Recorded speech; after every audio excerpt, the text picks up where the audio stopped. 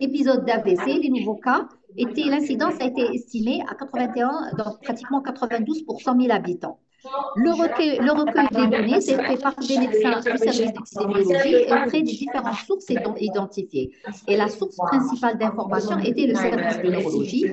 La mortalité à 28 jours a été comparée par rapport aux données de 2010, où elle était de 22% pour tout type d'AVC, 16% pour l'AVC ischémique, et vous voyez 56% pour l'AVC hémorragique. Donc, pratiquement la moitié des hémorragies que l'on ressent, c'est il n'y a pas que l'ischémie.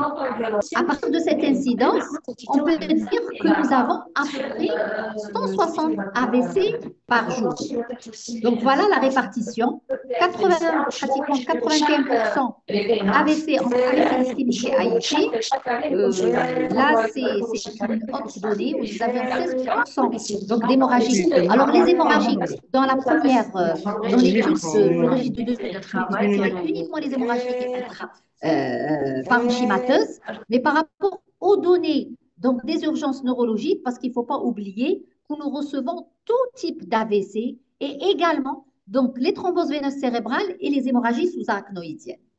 Donc, ces données sont importantes, oui, mais après, si on veut optimiser la prise en charge, il faut aller voir les paramètres qui vont favoriser donc l'amélioration de la prise en charge. Et parmi les facteurs qui améliorent notre prise en charge, c'est les délais, c'est-à-dire les délais d'arriver au niveau des urgences et les délais de prise en charge. Donc, là, on a calculé les délais préhospitaliers parce qu'on sait tous que les délais préhospitaliers sont très hauts.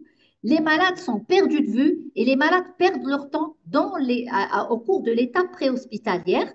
Et au niveau de la ville de Blida, donc 11% des patients, attendez, là, ce n'est pas la ville de Blida, c'est la région de Blida, il y a une petite erreur. Donc, au niveau de Blida, c'est-à-dire Blida et les wilayas limitrophes, on n'avait que 11% des patients qui arrivaient dans les 3 heures, alors que 60% arrivaient après 24 heures. Pour la ville de Blida, comme le CHU est proche, donc on a quand même 22% qui arrivaient dans les 3 heures et 59% qui arrivaient au-delà de 24 heures. On s'est aussi intéressé au mode de transfert des malades. Comment les malades arrivaient au niveau des urgences? Et nous connaissons tous que les meilleurs patients, ce sont les patients qui n'ont pas de temps au niveau des structures hospitalières. Ce sont les patients qui arrivent directement à la source principale, c'est-à-dire là où des soins prodigués doivent être, où des soins spécifiques peuvent être prodigués. Et on n'avait que 10% des patients qui arrivaient directement du domicile. Les arrivaient soit par transfert d'un autre hôpital ou par mutation d'un autre service du CHU.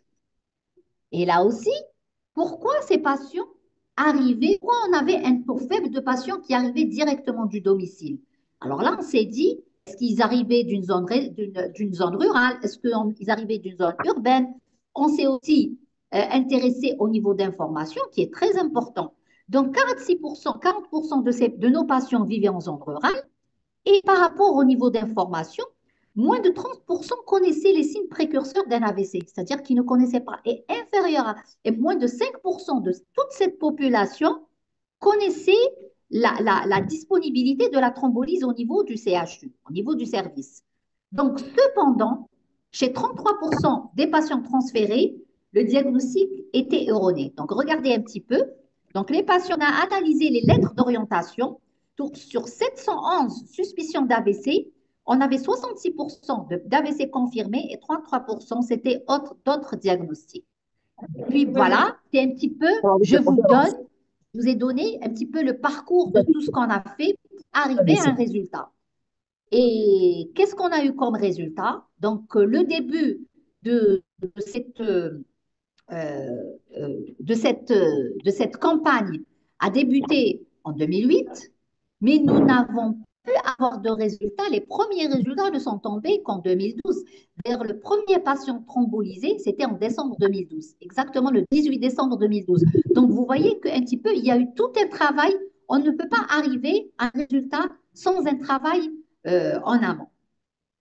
Donc, on voyait que le nombre d'AVC a un petit peu augmenté d'année en année, Et puis, vous voyez un petit peu ici sur ce graphe, le nombre d'AVC qui est passé de 2013 à 37 AVC, à 37 thrombolyses par an. En 2019, nous avons dépassé les 100 thrombolysés par an. Et en 2020, il chute à 25. Et vous devinez pourquoi? Donc, c'est la survenue, malheureusement, du Covid. Et on a eu, donc, les patients c'était logique parce que les patients on était plus alarmés par les signes de Covid et on avait beaucoup de patients qui avaient, je n'ai pas ici de données fiables, c'est pour ça que je ne les ai pas rapportées, beaucoup de patients qui étaient donc pour AVC, qui avaient des signes de Covid concomitants et donc ils étaient pris en charge dans des structures Covid au lieu, donc c'était la priorité en vérité.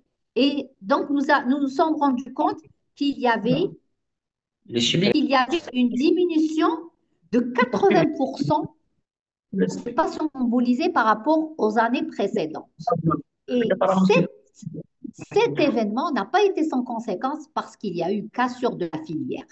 Parce qu'une filière, quand elle est structurée, il faut donc la pérenniser. Il faut continuer à faire des campagnes de sensibilisation parce que dès qu'on s'arrête, tout. Donc c'est pour ça qu'on préconise de reprendre les campagnes afin de rééduquer une large population et de faire une formation dédiée aux affections cérébrovasculaires pour le personnel médical, paramédical et les urgentistes. Où est-ce qu'on en est actuellement? Donc il y a des unités neurovasculaires au sein donc dédiées à prendre donc les AVC un petit peu répartis au niveau du territoire national, mais malheureusement, ce n'est pas suffisant. Donc, au niveau de la région de Blida, il y a l'unité du CHU Blida, il y a l'unité de l'EHS Cherchel. Donc, à Alger, donc, il y a 4 unités. Est-ce qu'elles sont fonctionnelles ou pas? Bon, on va le voir par la suite. Il y a une unité à Tizi Ouzou, une unité à Sétif, une unité à Constantine. Et à l'ouest, il y a 2 unités à Oran et une unité à Tlemcen. Après, au niveau de ces différents points, il y a des services où il y a des neurologues qui sont passés par des services entraînés dans l'unité cérébrovasculaire et dans le cadre de leur service civil. Donc, ils ont même thrombolisé des patients. Donc là, ce ne sont pas des UNV au sens propre du terme, mais des personnes qualifiées et qui prennent en charge spécifiquement ces AVC. Et je vous remercie.